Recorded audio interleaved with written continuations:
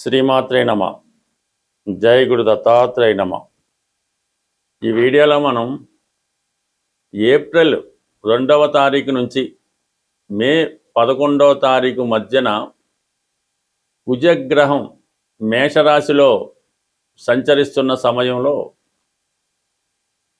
ఎటువంటి ప్రభావాలు కనబడతాయి అనే పరిశీలనలో మనకి ఏప్రిల్ 2వ తారీఖున శని భగవానుడు మీనరాశిలో ప్రవేశించి అక్కడ ఉన్నటువంటి శని భగవానుడితో కలియడం జరుగుతూ ఉంటుంది. ఇది ఒక విధంగా మంచి కాంబినేషన్ కాదు. శని భగవానుడు కుజగ్రహంతో కలిసినప్పుడు వృత్తిపరమైనటువంటి ఇబ్బందులు జాతకుడికి ఏర్పడుతుంటాయి. అదే శని భగవానుడు కేతుగ్రహంతో కలిసిన ఉద్యోగంలో మార్పు కానీ ఉద్యోగం పోవటం కానీ జరుగుతూ ఉంటాయి. అలాగే ఎవరి జన్మ జాతకంలో అయినా సరే శని కుజగ్రహాలు కలిసినప్పుడు వారు జీవితంలో తొందరగా సెటిల్ అవ్వలేకపోవడం, ఏ వృత్తి యందు ఆసక్తి ఉండదు, మంచి నాలెడ్జ్ ఉంటుంది, టెక్నికల్గా చాలా తెలివైన వారు ఉంటారు, అయితే పని చేయడానికి ఇష్టపడకపోవడం వల్ల వారి జీవితంలో సరిగ్గా సెటిల్ అవ్వలేకపోతుంటారు. కొంతమంది జీవితాంతం ఏ ఉద్యోగం చేయకుండానే ఉంటారు. అలాగే పెళ్ళి కూడా చేసుకోకుండా ఉండేవాళ్ళు కూడా ఉంటుంటారు. ఒకవేళ వివాహం అయినా కూడా వారి జన్మజాతకంలో శని కుజులు కలిసి ఉంటే వివాహ జీవితం కూడా సరిగ్గా సాగపోవడం జరుగుతూ ఉంటుంది. ఇదే స్త్రీ జాతకంలో శని కుజులు కలిసి ఉంటే అసమర్థుడైనటువంటి భర్త రావడం వల్ల ఆమె వివాహ జీవితం చాలా స్ట్రగుల్గా ఉంటుంది. భర్తకు సంపాదన లేకపోవడం, భార్య మీద ఆధారపడడం, ఇటువంటి ఇబ్బందుల వల్ల జీవితం స్ట్రగుల్ అవుతుంటుంది. బట్ ఏదైనా రెండు శత్రుగ్రహాల కలయిక మీనరాశిలో కంప్లీట్గా ఎటువంటి ప్రభావం చూపుతుంది, ప్రస్తుతం జరుగుతున్నటువంటి యుద్ధ వాతావరణంలో ఈ గ్రహాల ప్రభావం ఎంతవరకు ఉంటుంది అన్న విషయాన్ని మనం ఈ వీడియోలో పరిశీలించే ప్రయత్నం చేద్దాం. మకర రాశి వారికి ఏప్రిల్ 2 నుంచి మే 11 మధ్యలో కుజుడు మీనరాశిలో ప్రవేశించిన సందర్భంగా మకర రాశి వారికి జరగబోయే ప్రధాన మార్పులు ఏంటో తెలుసుకునే ప్రయత్నం చేద్దాం. కుజుడు మకర రాశి వారికి బాధకుడు, చతుర్థ లాభాధిపతిగా ఒక విధంగా స్థిరాస్తి పైన ఆదాయానికి, అన్నదమ్ములతో సఖ్యతకి, తల్లిగారి యొక్క ప్రేమాభిమానాలు పొందడానికి కుజుడే కారణమవుతూ ఉంటాడు. అలాగే రక్త సంబంధీకులు మీకు సహకరించాలన్నా, ప్రభుత్వ ఉద్యోగం పొందాలన్నా, స్థిరాస్తి వ్యాపారం రియల్ ఎస్టేట్ కలిసి రావాలన్నా కుజుడు బలంగా మీ జాతకంలో ఉంటూ మీకు ఉపయోగపడే స్థానాల్లోకి వచ్చినప్పుడు కంప్లీట్గా మీరు వృత్తి వ్యాపారాల్లో అభివృద్ధి పొందడం జరుగుతూ ఉంటుంది. నిరంతరం కుజుడు మిమ్మల్ని ప్రోత్సహిస్తూ ఉంటాడు. అంటే అందుకనే మకర రాశి వారి జీవితంలో ఖాళీగా ఉండలేకపోతుంటారు. ఏదో పని చేయాలి, చిన్నదో పెద్దదో చేసి సంసారాన్ని పోషించాలా, అందరినీ బాధ్యత స్వీకరించాలని ఆలోచిస్తూ ఉంటారు. వీరు తన కోసం కన్నా తనను నమ్ముకున్న వాళ్ళ కోసం ఎక్కువగా ఆలోచిస్తూ ఉంటారు. అందువలన కుజుడు ఈ రాశి వారికి ఎప్పుడూ కూడా ఒక విధంగా ఉపయోగపడుతూనే ఉంటాడు. అందువల్ల ఇప్పుడు ఈ కుజుడు వీరికి తృతీయ స్థానంలోకి రావడం జరిగింది. మూడో స్థానంలోకి ఇటువంటి క్రూరగ్రహాలు అనొచ్చు, పాపగ్రహాలు అనొచ్చు, మూడో స్థానంలోకి వచ్చినప్పుడు అభివృద్ధికి కారణం అవుతూ ఉంటాయి. అంటే 3, 6, 10, 11 ఇవి ఉపచయ స్థానాలు. ఈ ఉపచయ స్థానాల్లోకి ఇటువంటి గ్రహాలు వచ్చినప్పుడు అందులో ఈ తొందరగా సంచరించే కుజుడు, రవి లాంటి గ్రహాలు వచ్చినప్పుడు జాతకుడు ఏదో ఒక కొత్త సంకల్పాన్ని స్టార్ట్ చేయడం జరుగుతూ ఉంటుంది. ఒక రాజకీయ పార్టీ పెడదాం అనుకోవచ్చు, ఒక గృహ నిర్మాణం తలపెట్టవచ్చు, ఒక రియల్ ఎస్టేట్ వ్యాపారం ప్రారంభించవచ్చు, పోలీస్ ట్రైనింగ్లో చేరొచ్చు, లేదంటే ఒక కొత్త ధైర్యంతో కూడుకున్న ఉద్యోగానికి వాళ్ళు నాంది పలకొచ్చు. ఇక్కడ ప్రారంభం అని చెప్తూ ఉంటుంది. అందువల్ల మీరు ఒక కొత్త వృత్తిలో ప్రవేశించడానికి ఇది కారణం అవుతూ ఉంటుంది. అది పోలీస్ శాఖలో ఉద్యోగం కొరకు ప్రయత్నం చేయొచ్చు, గవర్నమెంట్ సర్వీస్ ఉద్యోగాన్ని ప్రయత్నం చేయొచ్చు. అంటే శనితో కలిసి ఉండడం వల్ల, అంటే శని ఉద్యోగకారకుడు, కర్మకారకుడు, కుజుడు ఇటువంటి ఉద్యోగాలకు కారణం అవుతుంటాడు. ధైర్య సాహసంతో కూడుకున్న ఉద్యోగానికి కారణం అవుతుంటాడు. అలాగే రియల్ ఎస్టేట్ వ్యాపారం చేస్తున్న వాళ్ళు కంప్లీట్గా మీరు ఇప్పటి నుంచి కొత్తగా స్టార్ట్ చేసుకుంటే నెమ్మది నెమ్మదిగా మీ యొక్క వ్యాపారం కంప్లీట్గా విజృంభించే అవకాశం ఉంది. ఎందుకంటే ఇప్పుడు ఉన్నటువంటి కుజుడు ఒక 40 రోజుల పాటు మీనరాశిలో ఉంటూ తర్వాత మేషరాశిలో స్వక్షేత్రంలోకి వెళ్ళటం, అది మీకు చతుర్థ స్థానం అవటం, ఈ భూములో స్థిరాస్తుల వల్ల కలిసి రావడం, ఆస్తి సంపాదించడం లాంటివి జరిగే అవకాశం ఉంది. కాబట్టి కొత్తగా మీరు ఏది ప్రారంభించాలనుకున్నా ప్రారంభించవచ్చు.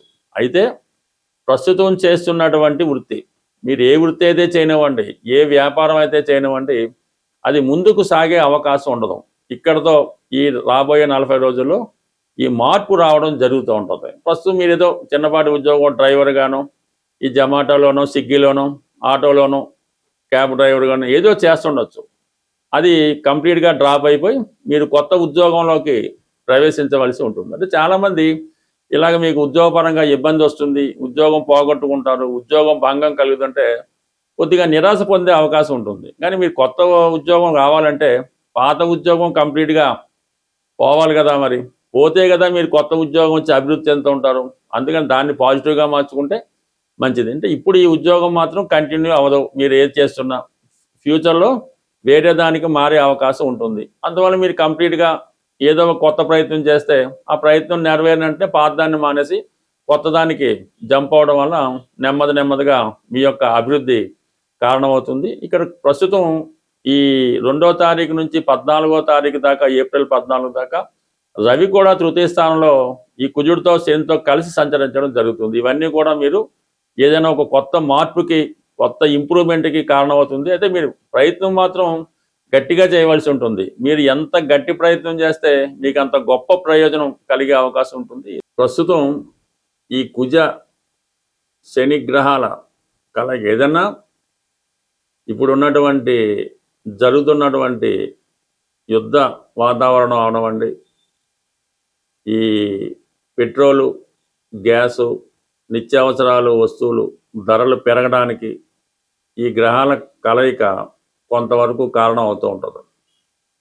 చాలా వరకు నిరుద్యోగ సమస్య కూడా పెరుగుతూ ఉంటుంది ఈ గ్రహాల కలయిక వల్ల. సో దీనికి పరిహారం మనం ఆలోచించినప్పుడు కుజుడు విష్ణుమూర్తి అంశ, శని భగవానుడు ఈశ్వర అంశ. అంటే అంతా ఒకటే, కానీ జస్ట్ క్లారిటీ కోసం చెప్తున్నాం, అందరూ ఒకటే. ఈ రెండుకి జాయింట్గా కలిపి ఆంజనేయ స్వామి అటు కుజుని యొక్క సమస్యలు, ఇబ్బందులు తొలగాలనంటే కుజుడి వల్ల వచ్చే ఇబ్బందులు, అన్నదమ్ముల మధ్య విభేదాలు, భార్యాభర్తల మధ్య విభేదాలు, రుణ సమస్యలు, ఇటువంటివన్నీ కూడా కుజుని వల్ల వస్తూ ఉంటాయి. దానికి పరిహారానికి ఆంజనేయ స్వామి. నిరుద్యోగ సమస్యకి శనివారం నాడు రెగ్యులర్గా హనుమాన్ని పూజించుకుంటుంటే అవి నిరుద్యోగ సమస్య సాల్వ్ అవుతుంది.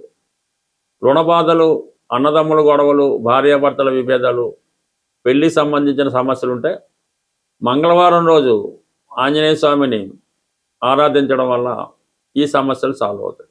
శని భగవానుడు కూడా మరి 2 గ్రహాలకి ఆంజనేయ స్వామి కాబట్టి శని యొక్క ఇబ్బందుల నుంచి మనం బయటపడాలంటే శనివారం రోజు నియమంగా ఉండి ఆంజనేయ స్వామిని ఆరాధించుకోవాలి. అంటే ఇప్పుడు జాయింట్గా మనం ఈ సమస్య నుంచి బయటపడాలంటే ఆంజనేయ స్వామి వారిని శనివారం రోజు చక్కగా అభిషేకం చేయించి వడమాల సమర్పించడం వల్ల మనకి కంప్లీట్గా ఈ సమస్య పరిష్కారం అవుతుంది. మీకు ఏ సమస్య అవనవండి, కనీసం 1 వారం అనేది చేసినందుకు మాత్రం సరిపోదు.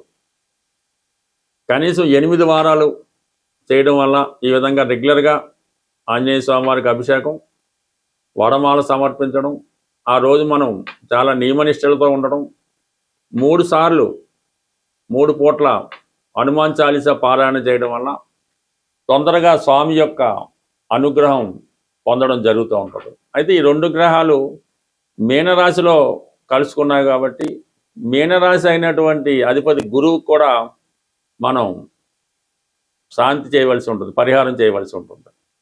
గురువుకి సింపుల్గా పరిహారం ఏంటంటే గురువు ఆరాధన, దత్తాత్రేయుడు, షిరిడి సాయిబాబా వారు, రాఘవేంద్ర స్వామి, మీకు విద్య నేర్పిన గురువు, లేదంటే మీకు జన్మనిచ్చిన మీ తల్లిదండ్రులు, వీళ్ళని పూజించడం వల్ల గురువు మీకు ప్రసన్నుడు అవ్వడం జరుగుతూ ఉంటుంది.